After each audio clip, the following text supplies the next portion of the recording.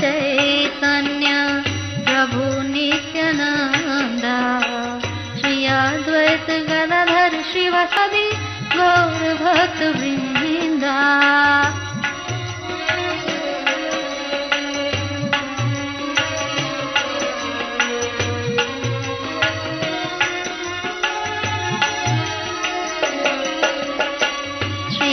कृष्ण चैतन्य प्रभु नित्यानंद श्री अद्वैत गदाधर शिवासादि गौर भक्त वृंदा।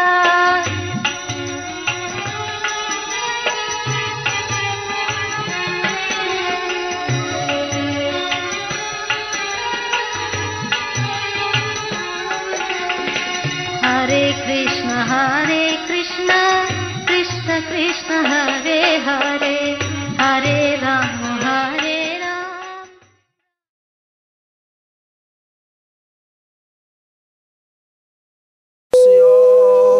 प्रसादात् भगवत् प्रसादो यस्या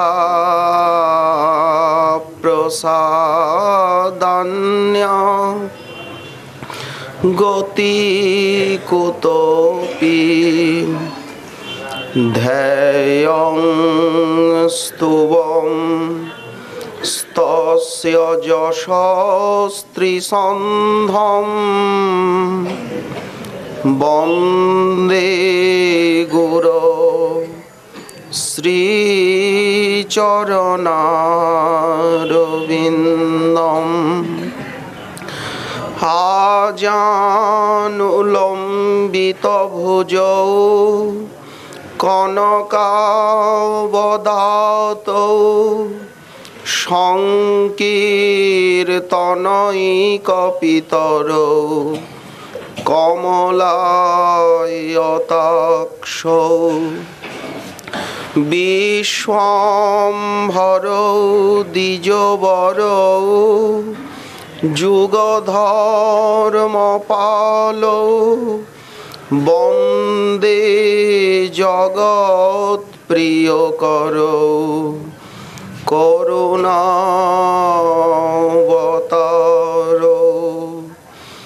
नमस्त्रिकालसत्ताय जगन्नाथसुताय च सभृताय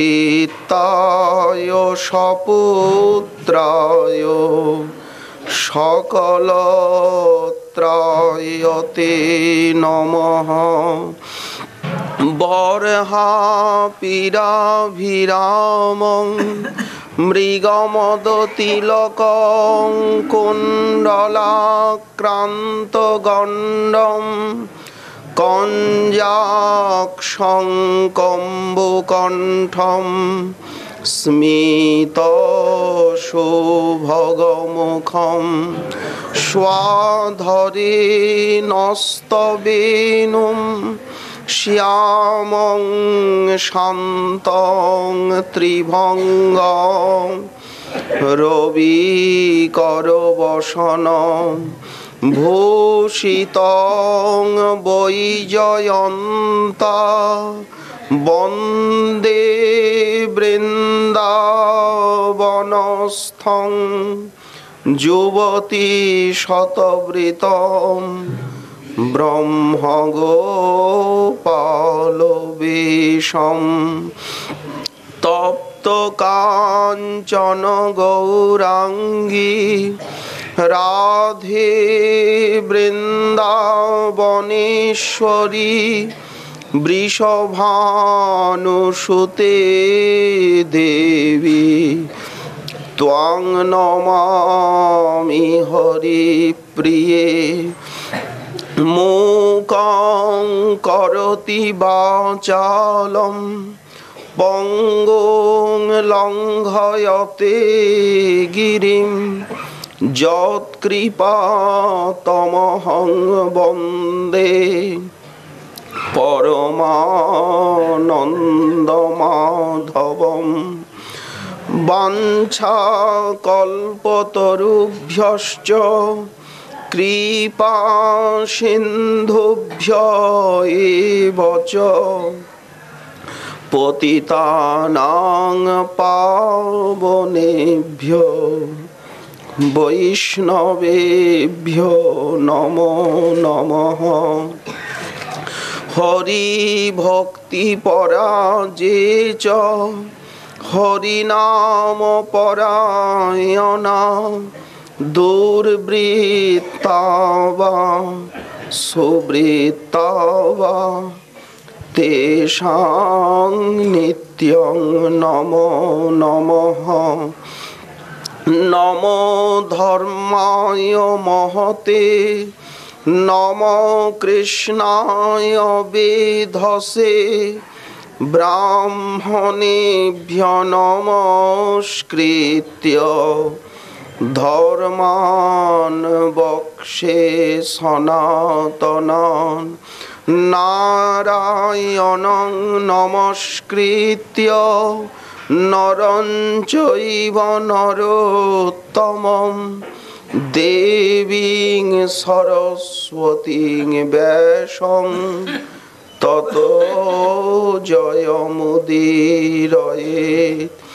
জয় রূপ সনাতন ভট্ট রঘুনাথ শ্রীজীব গোপাল ভট্ট দাস রঘুনাথ। এই ছয় গোসাইয়ের করি চরণ বন্দন, যাহা হইতে বিঘ্ন নাশ অভীষ্ট পূরণ। দুর্গমে পথিমেন্ধস্য স্খলৎপাদ গতির্মোহ সকৃপা যষ্ঠিদানেন সন্ত সন্ত্য বলম্বনম।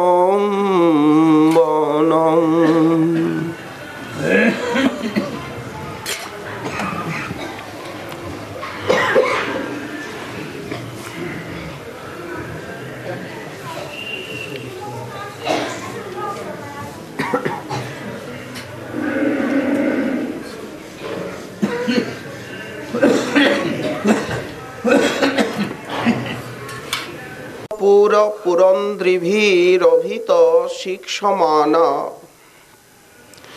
নিজাঙ্কমারপ্য পুনঃ পয়োধরং পায়য়ন্তি স্নেহাবেগেন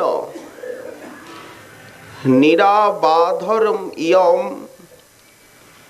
মূর্তম অমৃতরসমিব স্তনরসম অশেষ পান সমর্থতয়া মৃদুল বিম্বাধর প্রান্তত নিপত্য কপোলতলমাপ্লাবয়ন্তম তমথ চীনতরাঞ্চলেন নিঃসারয়ন্তি স্তন্যদানত বিরম্য সাদরং সস্নেহম তম আলোকয়ন্তি চ পরম বিস্ময়মাপন্না। কলিযুগ পাবনাবতার প্রেম পুরুষোত্তম শ্রী শ্রী গৌরাঙ্গ মহাপ্রভুর পরম অনুকম্পা ভাজন মহাকবি শ্রীল কর্ণপুর গোস্বামী চরণ তার শ্রী শ্রীমদ আনন্দ বৃন্দাবন চম্পু গ্রন্থে শ্রীকৃষ্ণ জন্মলীলা বর্ণনা প্রসঙ্গে মা যশোমতী তিনি জাগ্রত হয়ে যে অপূর্ব শোভা মাধুরী নিরীক্ষণ করলেন, মহাকবি তারই বর্ণনা দিচ্ছেন। মা দেখছেন যে এই অপূর্ব শিশু ঠিক যেন মনে হচ্ছে কস্তুরী পঙ্ক। কস্তুরী পঙ্ক যেমন সৌরভ্যে এবং শ্যামলত্বে অতি সুন্দর, ঠিক সেই প্রকার তার এই সদ্যজাত সন্তানের কলেবর অথবা সাধারণত সদ্যজাত সন্তানকে দেখলে মনে কি হয়, যারা শুচিবায়ু তাদের একটু অপবিত্র ধারণার উদয় হতে পারে, কিন্তু বালকৃষ্ণের কলেবর এত পবিত্র, মনে হচ্ছে যেন শ্যামলীকৃত দুগ্ধ ফেন খণ্ড। দুগ্ধের যদি ফেনা হয়, সেই ফেনাকে যদি আবার জমাট বাঁধানো যায় আর তাকে যদি নীল রং করে দেওয়া হয়, তাহলে কেমন লাগবে? তেমনি শ্যামলীকৃত দুগ্ধ ফেন খণ্ডের ন্যায়। যশোদা মনে মনে ভাবছেন, একে আমি করে কি করে নেব, একে আমি কোলে নেব কি করে? এ তো অত্যন্ত সুকুমার, অত্যন্ত কোমল, আমার হস্ত না কঠিন, এ তো নবনীতের পিণ্ড, আমার কঠিন কোর স্পর্শে নিশ্চয়ই ব্যথা পাবে।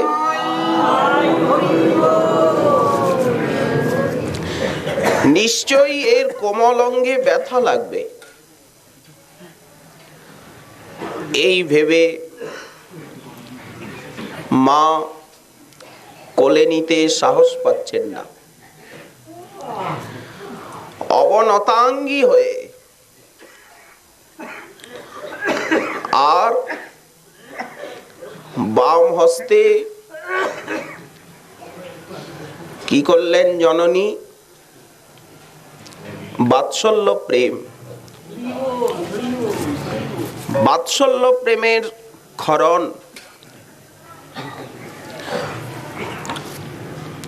মায়ের ইচ্ছা জাগলো স্তন্যামৃত দেবেন। বাম হস্তে মা কুচাগ্র ধারণ করে ধীরে ধীরে শ্রীকৃষ্ণের অধর পুটে অর্পণ করলেন মা। এই দিব্য বাৎসল্য রসধারা আস্বাদনের নিমিত্তই তো নিত্য কিশোর যিনি, তার এই বাল্যরূপ মায়ের সেই স্নেহামৃত আস্বাদন করবেন, স্তন্যামৃত। এটা তো বাল রূপে না এলে কিশোর কৃষ্ণ তিনি কি পাবেন? তাই যিনি নিত্য কিশোর ধর্মী, তিনি আজ বালক হয়েছেন। এত এর আস্বাদন। মা সন্তর্পণে কুচাগ্র, তার কোটি প্রাণ নির্মঞ্চনীয় নন্দনের অধর পুটে অর্পণ করলেন।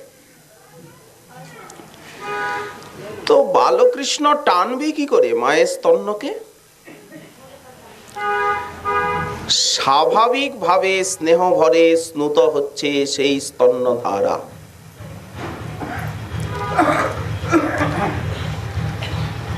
পান করালেন,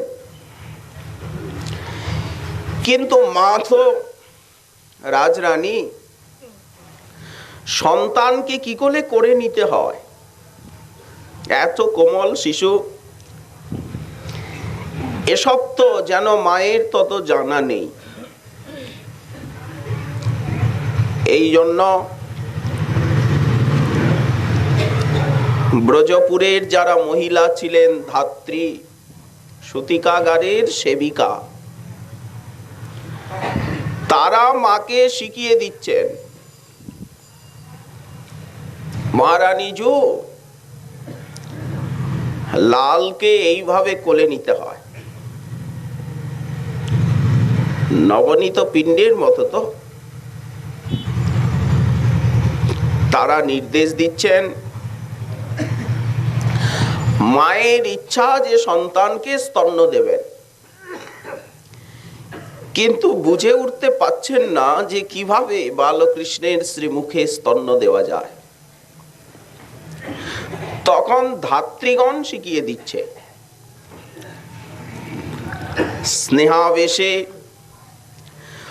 অমৃত রসের ন্যায় স্বাভাবিক খরিত অনর্গল নিঃসৃত সেই স্তন্যামৃত তিনি তার স্নেহের পুত্রের শ্রীমুখে দিতে লাগলেন।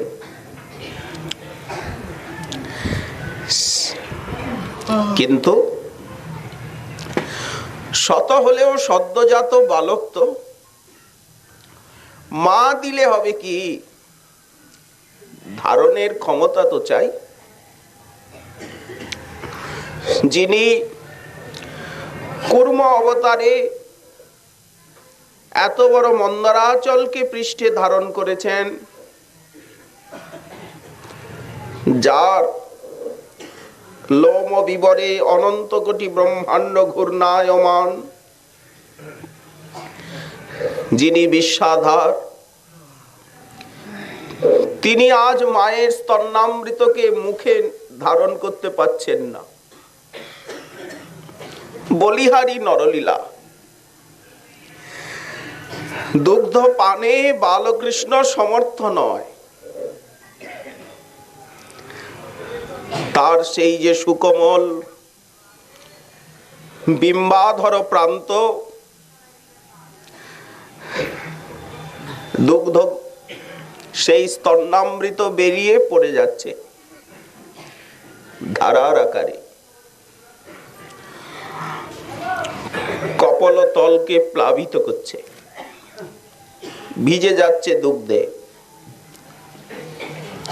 গণ্ডদেশ, কারণ শিশু না,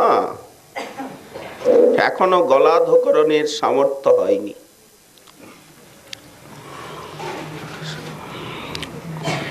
এইটাই মাধুর্য। কেমন লাগছে বলুন তো, লক্ষ্য করুন।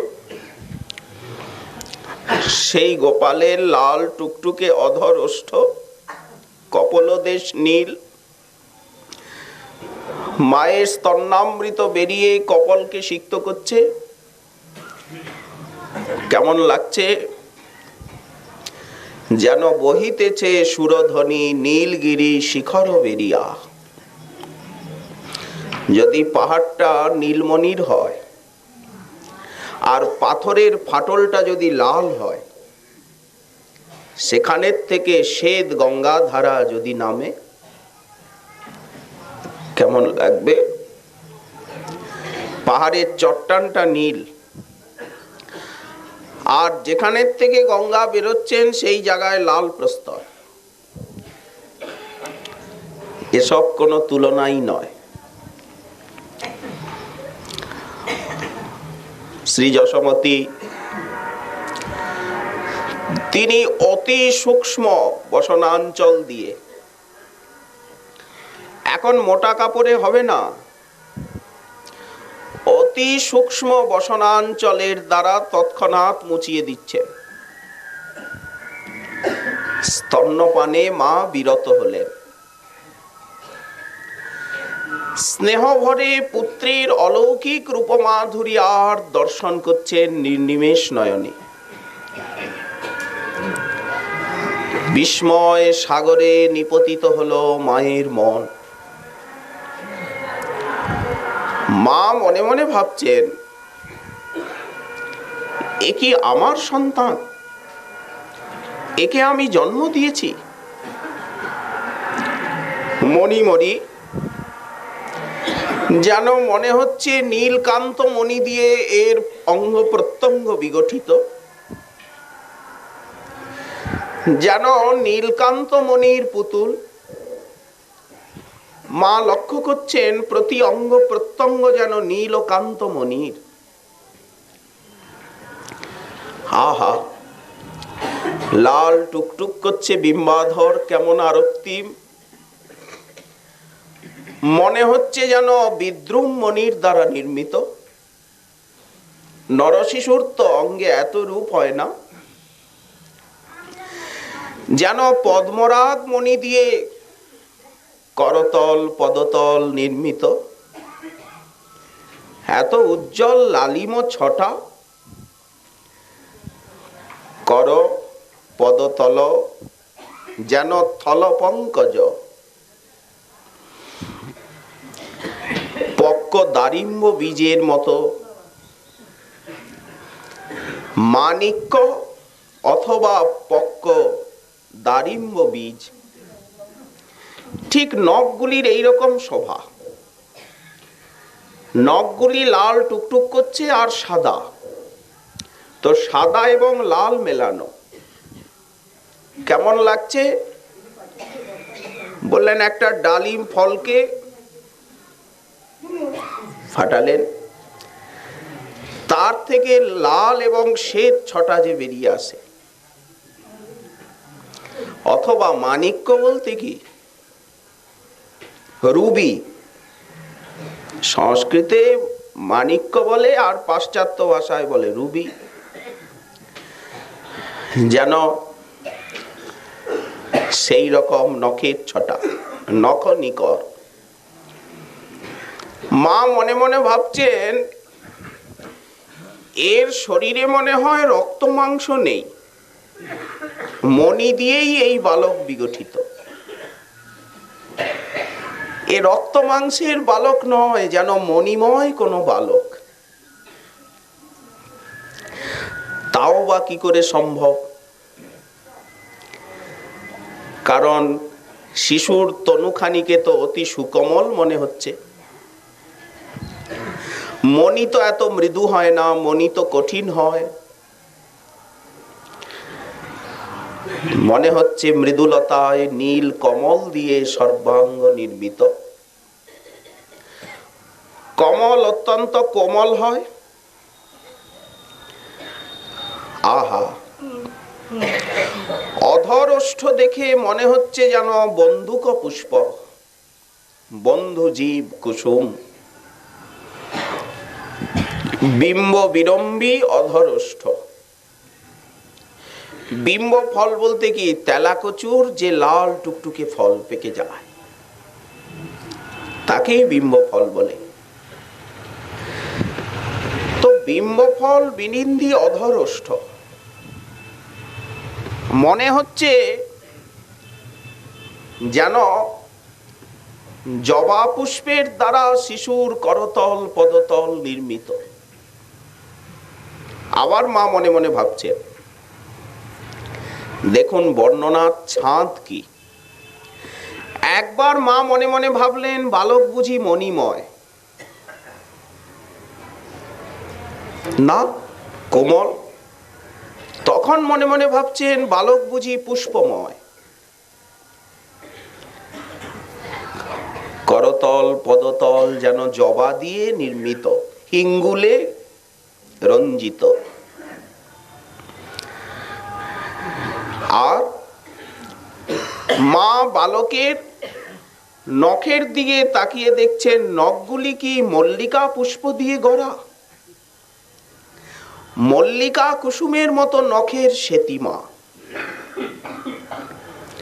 কদাচিৎ এই বালক কুসুমময়ই হবে। বিস্ময় বিস্ফারিত নয়নে নন্দ যায়া সন্দর্শন করছেন বালককে। এই অদ্ভুত শিশু আমার পুত্র নয়, কখনো নয়, অসম্ভাবনা। মনের ভিতরে আন্দোলন চলছে, তোলপাড়, তর্ক বিতর্ক। এক দৃষ্টে জননী চেয়ে আছে। মায়ের নেত্র তো খুব সুন্দর, টানা টানা, মৃগ শাবাক্ষী। মা তো হরিণ নয়নী। বুকের দিকে লক্ষ্য করলে মা দেখছেন কি বক্ষস্থলের দক্ষিণ ভাগে ছোট ছোট মৃণাল তন্তু চূর্ণের মতো সুন্দর সুস্নিগ্ধ শ্রীবৎস নামক রমরাজি বিরাজ করছে। বালক হলে হবে কি, লক্ষণগুলো স্পষ্ট। বক্ষে মৃণাল তন্তুর মতো। মৃণাল কাকে বলে? যেমন কচুল্লতি হয় না, ওঠে, তেমনি পদ্মের লতি বেরোয় গোড়ার থেকে। সেটার রং স্বরের মতো সাদা। এই জন্য সেটি রাজহংসের খুব প্রিয়। রাজহংস জলে ডুব দিয়ে দিয়ে সেই লতিগুলো ভক্ষণ করে। আচ্ছা, আপনারা কোনোদিন একটা শাপলা নিয়ে আর এরকম ভেঙে দেখেছেন? তন্তু থাকে না? ভাঙলে কি হবে? তন্তু থাকে। ঠিক তেমনি মৃণালকে যদি ভাঙা যায় তাহলে যে তন্তুগুলো হবে, সেই তন্তুগুলিকে যদি আরো সূক্ষ্ম করা যায়, ঠিক সেই রকম ছোট ছোট ছোট ছোট রোমরাজি দক্ষিণাবর্তে ঘোরানো, একেই বলা হয় শ্রীবৎস চিহ্ন। ওই যে ভৃগুমুনি লাথি দিয়েছিলেন সজনে বুকে, সে তো নারায়ণকে দিয়েছিলেন। সরস্বতী নদীর তীরে যেদিন ব্রহ্মসত্র হচ্ছিল, অগণিত ঋষিমুনি সম্মিলিত, তারা নির্ণয় করতে পারছিলেন না কার আরাধনা করব। কেউ বলছিলেন ব্রহ্মার, কেউ বলছিলেন মহাদেবের, কেউ বলছিলেন বিষ্ণুর। একটা সমস্যা, কে আরাধ্য হবেন? সবাই মিলে ভৃগুমুনিকে ভার দিয়েছিলেন যে আপনি তো ব্রহ্মার পুত্র, ব্যাপারটা সম্যক রূপে জেনে আর আপনি আমাদিগকে উপদেশ দিন, আমরা সেই রকম সাধন ভজন করব। ভৃগুমুনি বললেন, দেখুন আমাকে একটু সময় দিতে হবে। উনি সিধা গিয়ে উপস্থিত হলেন ব্রহ্মার সদনে, কিন্তু প্রণাম দণ্ডবৎ স্তুতি নুতি না করে ঠাই দাঁড়িয়ে রইলেন। পুত্রের এই ঔদ্ধত্যপূর্ণ আচরণ দেখে ব্রহ্মা রেগে গেলেন। কিচ্ছু না, এ তো পরীক্ষা করছে। শাপ দিতে উদ্যত উনি পালালেন, কৈলাসে গিয়ে উপস্থিত। নারায়ণ নারায়ণ।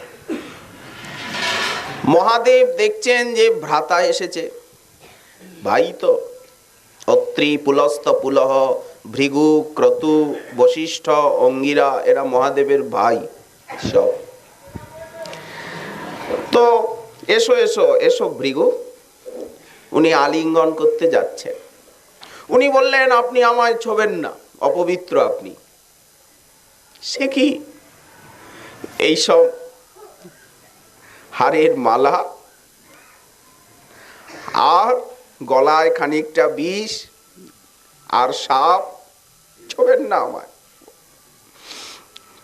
শ্মশানের ভস্ম অঙ্গে মহাদেব রেগে গেলেন, ত্রিশূল উদ্যত করে আর ভৃগুর পিছনে ছুটেছে। আসলে এনারা জানিয়ে দিচ্ছেন যে আমরা উপাস্য নই, আমাদের কাছে এলে হবে কি? এই জন্য এইরকম ব্যবহার প্রকাশ। পার্বতী দেবী চরণে ধরলেন, আজ্ঞে করো কি, করো কি। ব্রহ্মর্ষি সিধা গিয়ে আর বৈকুণ্ঠে উপস্থিত হয়েছেন ক্ষীরোদকশায়ী মহাবিষ্ণুর কাছে। উনি তখন শেষ শয্যায় বিশ্রাম করছিলেন, লক্ষ্মী দেবী চরণ সম্বাহন করছিলেন, জগৎ জননী। ওনার আর তর সইল না, উনি গিয়ে সেই নিদ্রিত মহাবিষ্ণুর বুকে দিলেন সজোরে একটা লাথি, পদাঘাত। কারণ তত্ত্বটা বড়, পরীক্ষাও বড়। যে যেমন বিদ্যার্থী তাকে তো সেই রকম অধ্যাপক পরীক্ষা করবে। ধরফর করে নারায়ণ উঠে বসলেন, অপরাধ হয়ে গেছে, আপনি এসেছেন আমি বুঝতে পারিনি, ক্ষমা করুন। এই বলে নারায়ণ তাকে বসিয়ে আর নিজের হাতে চরণ সম্বাহন করতে লাগলেন। বলুন দেখি, ভৃগুমুনি লজ্জায় মরমে মরে গেলেন। এমন ব্যবহার তো কারো কাছে কোনোদিন পাইনি, এমন নিরভিমান তো কেউ নাই বিশ্বে। একটা পিপীলিকার থেকে ব্রহ্মা পর্যন্ত সকলের অন্তরে শ্রেষ্ঠত্বের অভিমান আছে, গরিমা আছে, কিন্তু এ দেখছি যে একদমই নিরভিমান। হাসতে হাসতে প্রভু তার আতিথ্য সৎকার করে বললেন, আপনার পদাঘাতে আজ আমি ধন্য হয়ে গেলাম, অনন্ত কোটি ব্রহ্মাণ্ড ধন্য হলো। আমি চিরদিন আপনার এই চরণের আঘাতের চিহ্ন বুকে রাখব। এই তো শ্রীবৎস। তো গোবিন্দের বক্ষে ফুটে উঠেছে সেই শ্রীবৎস চিহ্ন। মা ভাবছেন এটা কি? এই যে মৃণাল তন্তু চূর্ণের মতো আর সূক্ষ্ম রোমরাজি, মা তো রোমরাজি ভাবতে পারছেন না। ও, ইতিপূর্বে যে আমি দুগ্ধপান করিয়েছিলাম সেই স্তন্যরস কণা কপল প্লাবিত করে আর এই স্থানে পড়েছে। মা ভাবছেন যে দুগ্ধের ধারা গণ্ডকে প্লাবিত করে এইখানে পড়েছে, সেটাই বুঝি শুকিয়ে গেছে। তাই হবে। ঝলমল করছে নীল বুকেতে। এই ভেবে উনি একটা কোমল বস্ত্রখণ্ড নিয়ে মুছে ফেলতে চেষ্টা করছেন। মুচি, কিন্তু কিছুতেই অপসৃত হলো না সেই চিহ্ন। মা যত মোছেন আরো চকচক করে। তখন মায়ের ধারণা হলো এ তো দুগ্ধ কণা নয়, নিশ্চয়ই কোন অনির্বচনীয় মহাপুরুষোচিত লক্ষণ, কোন মহাপুরুষোচিত লক্ষণ হবে বালকে। পুনশ্চ বুকখানির দিকে মা আবার দেখছেন। হঠাৎ বাম ভাগে দেখলেন কমলা বিরাজ করছেন, একটা স্বর্ণ রেখা আছে। ঠিক মনে হচ্ছে কষ্টিক পাথরের মধ্যে একটা সোনালী রেখা টানা। স্বর্ণ রেখা রূপে লক্ষ্মী বিরাজে উজ্জ্বল বুকের পাশে। মা তো চিনতে পারছেন না, বলি বুঝতে পারছেন না। উনি মনে মনে ভাবছেন কেমন লাগছে। একটা সূক্ষ্মতর পীতবর্ণ পক্ষী শাবক যেন তমাল পল্লবে বাসা নির্মাণ করেছে। বালগোপালের বুকখানা তমাল পল্লবের মতো। তমাল পল্লবের ভিতরে যদি একটা ছোট্ট পীতবর্ণের পাখি সে যদি বাসা নির্মাণ করে, সেই সূক্ষ্ম স্বর্ণ রেখাটাকে তেমন মনে হচ্ছে। মা মনে মনে ভাবছেন তাই তো, এও বা কি রূপে সম্ভব? কারণ পল্লব এবং বিহঙ্গ একসঙ্গে তো উৎপন্ন হয় না। অথবা মা মনে ভাবছেন একে সৌদামিনী লতা জড়িত নব জলধরাঙ্কুর, ওই রেখাটাকে যেন মনে হচ্ছে সৌদামিনী লতা, আর গোপালের বক্ষ যেন নব জলধর। চিন্তা করছে, কিন্তু আমরি তাও বা কি করে সম্ভব? নব জলধরের কোলে যে সৌদামিনী লতা শোভা পায় সে তো সুচঞ্চলা, এ তো স্থির। মা দেখছেন এ তো স্থির, তাহলে কনক রেখা রঞ্জিত নিকষ পাষাণ, কনক রেখায় রঞ্জিত যেন নিকষ পাষাণ, অর্থাৎ কষ্টিক পাথর। ভাবছেন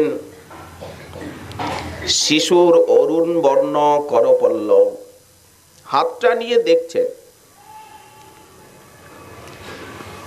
মুটি করে আছেন তো। মা খুলে দেখছেন হস্তে চিহ্ন আছে, চরণের দিকে তাকাচ্ছে, তেমনি নাভিটাও লাল টুকটুক করছে। মরি মরি কেমন লাগছে? যমুনার জলে যেন 4টে লাল কমল ফুটেছে। মনে মনে ভাবছেন ছোট্ট, এতটুকু তো হস্ত, এতটুকু হাত, এতটুকু হাত দেখে আর চরণ আর নাভি দেখে মা মনে মনে ভাবছেন যে যমুনার নীল জলেতে মনে হচ্ছে 4টে লাল কমল ফুটেছে। দুই আর নাভি, 4টি কেন, 5টি রক্তকমল। এইবার মায়ের দৃষ্টি কেশের দিকে গেল। কুঞ্চিত ভ্রমরাভ কেশদাভ, কেশের শোভা কি? কুঞ্চিত, অতি সূক্ষ্ম, সুরভিত আর চিক্কণ, এইগুলি তো কেশের শোভা। চিক্কণ সুনীল কুটিল কুন্তল ঢেকেছে মুখ তরি, ফুল্ল শতদলে অলি দলে দলে যেন বসিয়াছে ঘেরি। সুবিম্ব নিন্দিয়া অধর রঙ্গিয়া গোপী চুম্বে বারে বারে, আমার মনেতে হৌ আবির্ভূতে লক্ষ লাভ যাও ছাড়ে, অলং লক্ষ লাভ হই। মা সেই কুঞ্চিত কেশকলাপ দর্শন করে মনে মনে ভাবছেন সদ্য মকরন্দ রাশি প্রচুর পরিমাণে পান করে মত্ততাবশত ভ্রমর যেন অশক্ত হয়ে আর বসে আছে নীল কমলের উপরে। কমলে তো প্রচুর মধু থাকে, সেটা পান করে ভ্রমর মত্ত হয়ে যায়, তখন অচেষ্ট হয়ে স্থির হয়ে আর কমলের উপরে বসে থাকে, নড়াচড়ার ক্ষমতা হারিয়ে ফেলেছে।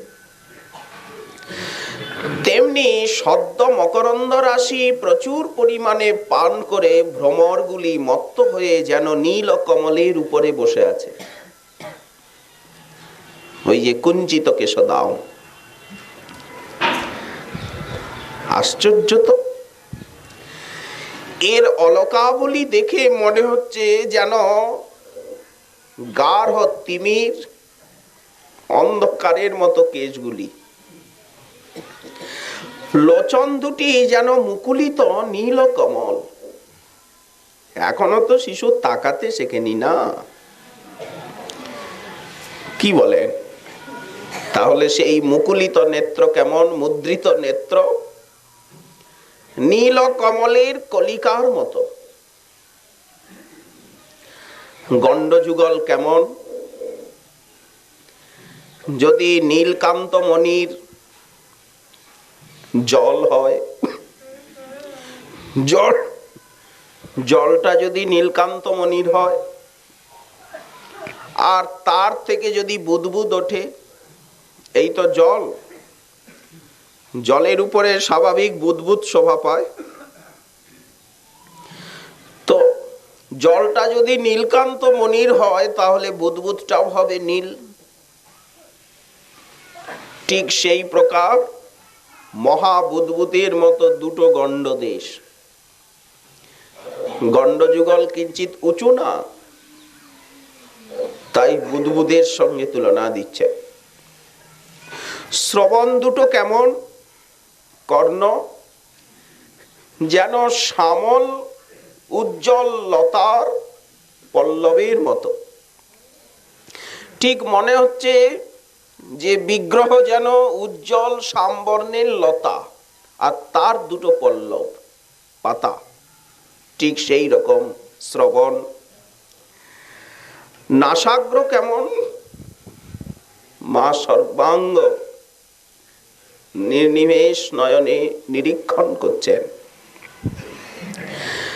যেন মনে হচ্ছে নব তিমির তরুর নবাঙ্কুর। যেন যদি একটা তিমির তরু হয়, তিমির বলতে অন্ধকার, অন্ধকার যদি একটা বৃক্ষের রূপ নেয় আর তার যদি একটা নব অঙ্কুর বেরোয়, ঠিক নাসিকাটা সেই রকম। আর নাসাপুরটা কেমন লাগছে? যেন তপন তনয়া যমুনার দেহের বুদবুদের মতো। যমুনা বয়ে চলেছেন তো নীল জল,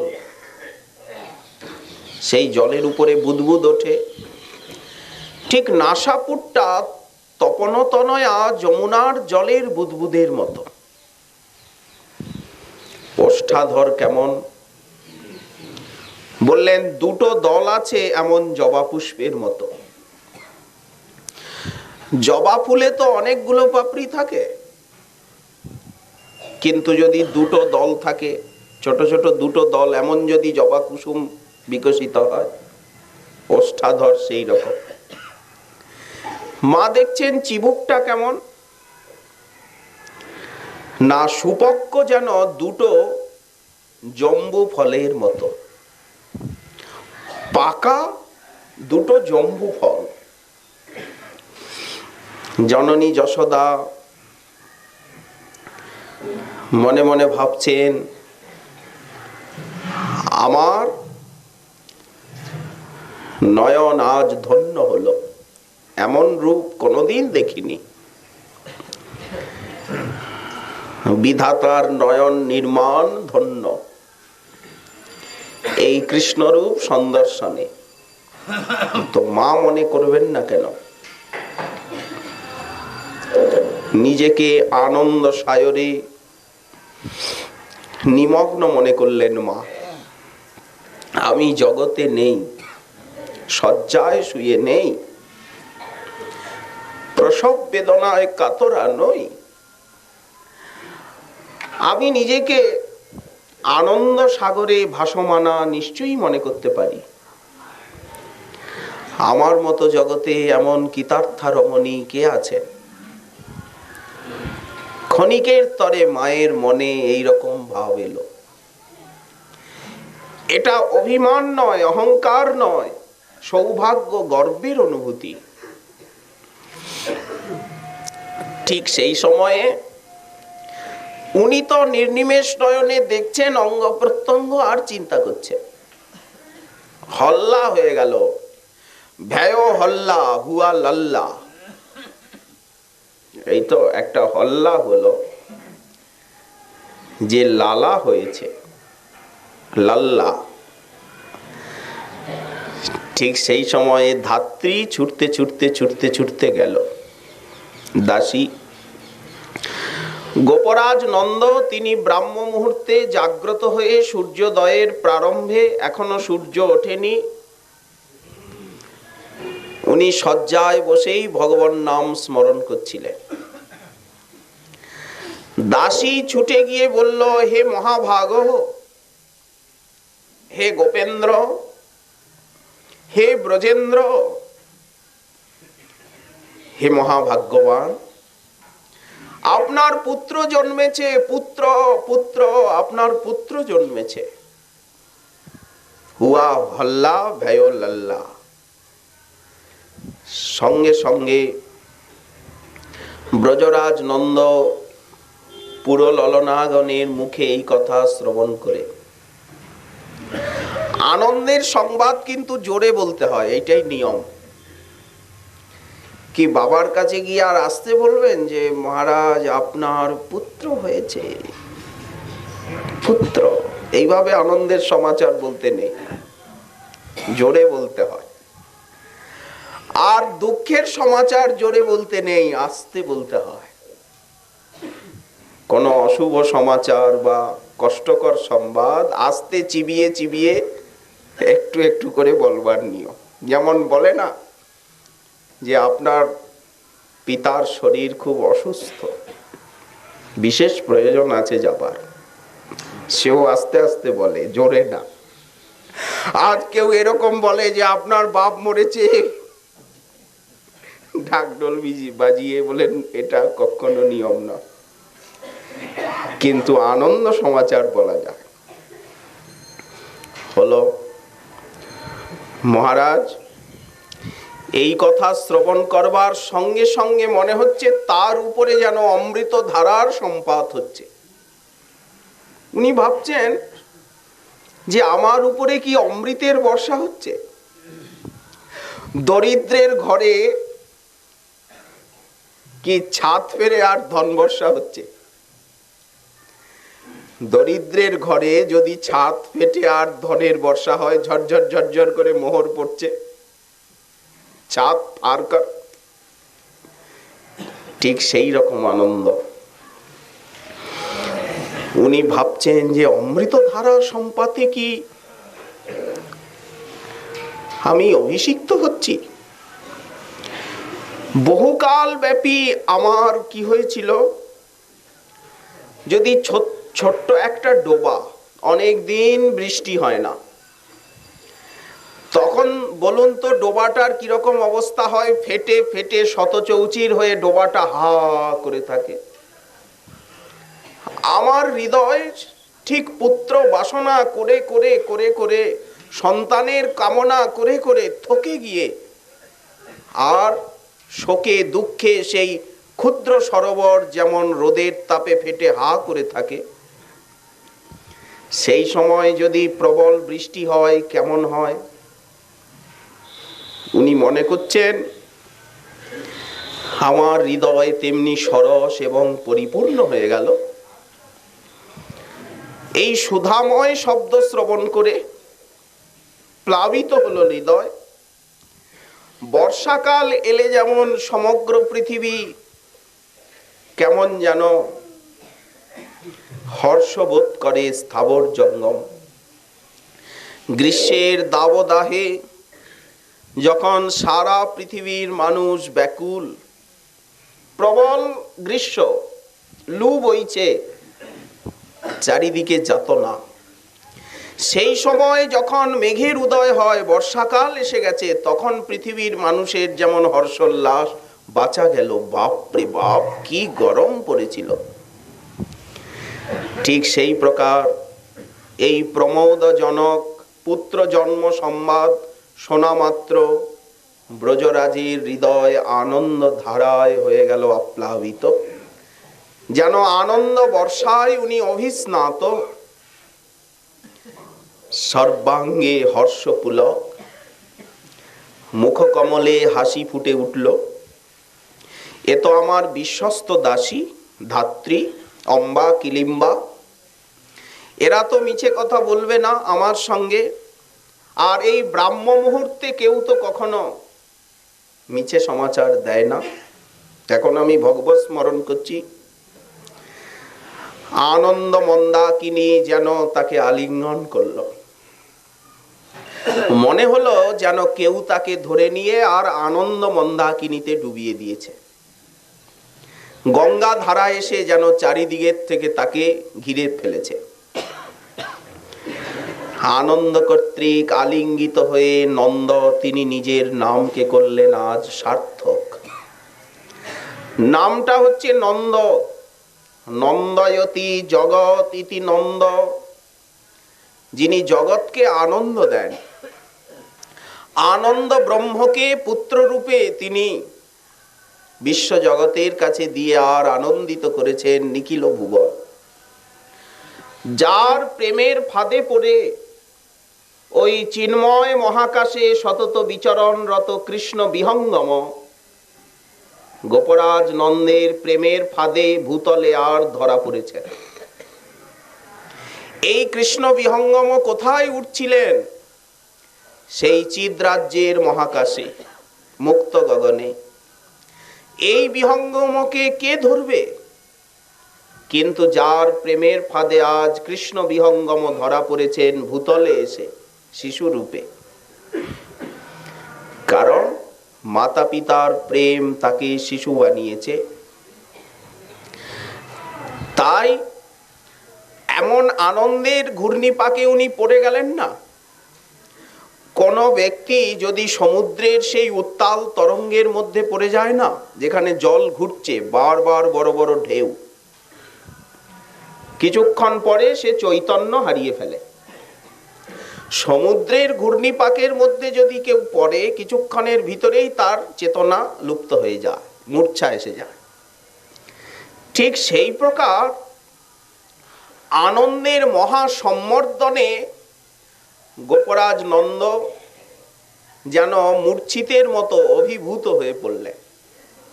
ঠিক মূর্ছিত না, মূর্ছিতের মতো হয়ে গেলেন। যেমন হঠাৎ যদি কেউ কোনো দুঃখের সমাচার শোনে, সে মূর্ছিত হয়ে যায়। আর হঠাৎ যদি কোনো দরিদ্রকে কেউ এসে বলে আপনি 10 লাখ টাকার লটারি পেয়েছেন, সঙ্গে সঙ্গে এত আনন্দ হবে না, মূর্ছিত হয়ে যাবে। এমনকি মৃত্যুও হতে পারে। এই জন্য যেমন গভীর শোকে মানুষ মৃত্যুকে বরণ করে, মূর্ছিত হয়ে যায়। সবার ক্ষমতা নাই, আঘাত পেয়েছে এত বড়। আবার খুব যদি আনন্দের আঘাত আসে, তাও মানুষ মূর্ছিত হয়ে যায়। একটা অভিভূত জরিমা এসে গেল। সর্বেন্দ্রিয় যেন আনন্দের মহা তরঙ্গে লয় হয়ে যাচ্ছে। সঙ্গে সঙ্গে হৃদয়ে পুত্র দর্শনের উৎকট আকাঙ্ক্ষা জাগরিত হলো।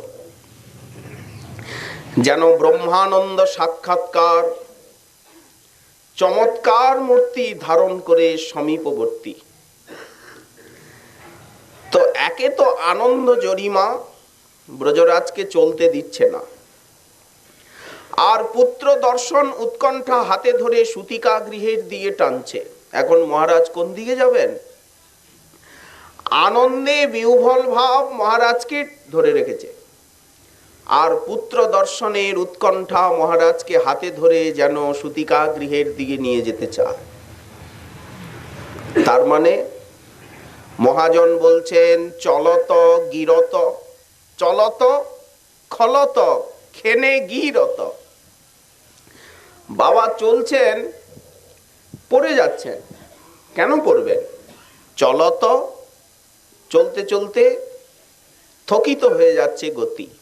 খেনে গিরত, আনন্দের আবেশে টলমল করছে। তখন পুত্র দর্শন উৎকণ্ঠারূপী দাসী হাতে ধরে সুতিকা গৃহের কাছে নিয়ে গেল। সুতিকা গৃহে প্রবেশ অসম্ভব হলেও ব্রজরাজকে উৎকণ্ঠা প্রবেশ করালো। বেশ সামনে দেখছেন পুত্র। কিরকম ব্রজরাজ দেখছেন? কবি কর্ণপুরের ভাষাগুলি আমরা বলে যাচ্ছি। ব্রজরাজ যখন সুতিকা ভবনে প্রবেশ করলেন, সঙ্গে সঙ্গে আনন্দ মূর্ছা বলল, তোমার যেমন উৎকণ্ঠা এসেছে, আমি আর থাকতে পারি না। দুই সতীনে ঝগড়া হয় না? যদি দুই সতীন এক জায়গায় জোটে, তো তাদের ঝগড়া হবেই, এটা নিয়ম। তো আনন্দ মূর্ছা, আনন্দে অভিভূত ভাব আর দর্শনের উৎকণ্ঠা, এই দুইজন মহারাজকে বিব্রত করছিলেন। এখন যেই সূতিকা গৃহে প্রবেশ করলেন তখন আনন্দ মূর্ছা বলল, তাহলে এইবার আমি যাই, আমার আর প্রয়োজন নেই। তার মানে অভিভূত ভাবটা চলে গেল, জড়তা। তিনি শীঘ্র গিয়ে অবলোকন করছেন কি, ঘন আনন্দের বীজ। এই শিশু কেমন? জগতের এই বিন্দু আনন্দ নয়, ভূমানন্দ। আনন্দ যদি ঘনীভূত হয়, জমতে জমতে জমতে জমতে আনন্দ যদি ঘন হয়ে যায়, এই শিশু যেন ঘনানন্দের বীজ, অলৌকিক। ব্রজেশ্বরীর তনুখানির দিকে তাকিয়ে দেখছেন, একই যশোদাকে দেখছি যেন অপরাজিতা লতা। যশোদাকে নীল দেখাচ্ছে কেন? মা যশোমতী তিনি তো সুন্দরী, স্বর্ণবর্ণ অঙ্গ, মাকে দেখাচ্ছে নীল। তো মায়ের অঙ্গকান্তি নীল হয়ে গেল কেন? ওই যে গোপালের অঙ্গচ্ছটা মাকেও নীল বানিয়ে দিয়েছে, আর মায়ের অঙ্গ প্রত্যঙ্গে গোপালের ছবিটা প্রতিবিম্বিত হচ্ছে। উনি তো দ্বারের থেকে দেখছেন। যশোদাকে অপরাজিতা লতার মতো দেখছি কেন? তার এই যে শোভা পাচ্ছে ক্রোড় দেশে নিবিড় আনন্দের বীজ, অখিল আনন্দের উৎপত্তি ভূমি গোবিন্দ। যেখানে আমরা যত আনন্দ পাই, ক্ষুদ্র ক্ষুদ্র আনন্দ, যেমন যেখানে যত জল, ঘটির জল, কুয়োর জল, বিলের জল, নালার জল, নদীর জল, ঝর্ণার জল, কি বাষ্পের জলকণা, বৃষ্টির জল, সব জলের মূল অধিকরণ কে? সমুদ্র। তেমনি গোবিন্দ হচ্ছেন নিখিল আনন্দের বীজ। কি দেখছেন?